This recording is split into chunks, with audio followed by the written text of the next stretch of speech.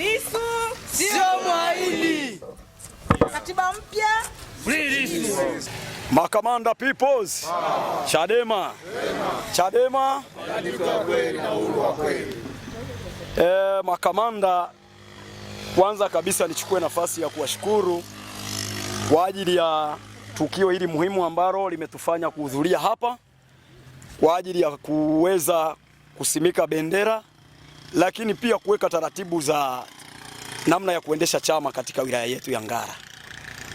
Kwa hiyo ni rai yangu kwamba yale tuliyokubaliana kwenye kikao pamoja na zoezi hili twende sasa tuyafanyie kazi, kwa maana Chadema Ngara ipo. Au kuna mtu mwenye ubishi kati yetu?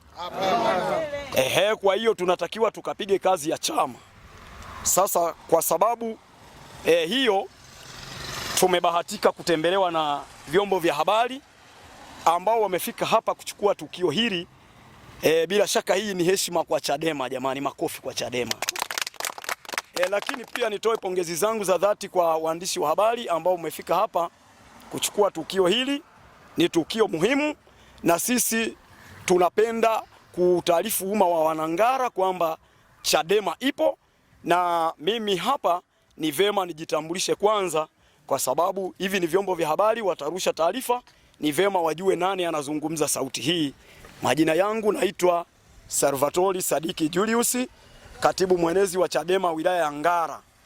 Nipende kutoa wito kwa Wanangara kwamba sasa Chadema ipo na tutaendelea kutoa ushirikiano, wasichoke, na hiki ni chama ambacho kinajiandaa kwenda kuchukua dola hivi karibuni. Peoples.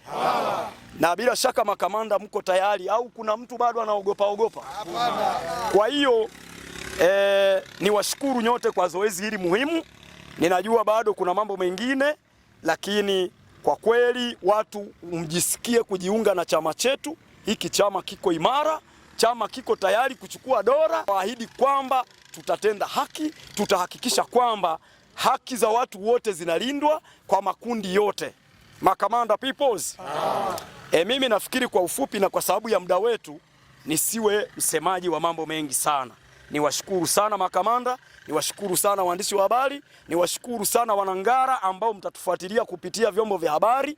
Karibuni Chadema. Chadema ndio mahali salama, kwa sababu chama hiki kinalenga kukomboa nchi, na hivi karibuni tutachukua nchi na imani ipo. Makamanda peoples.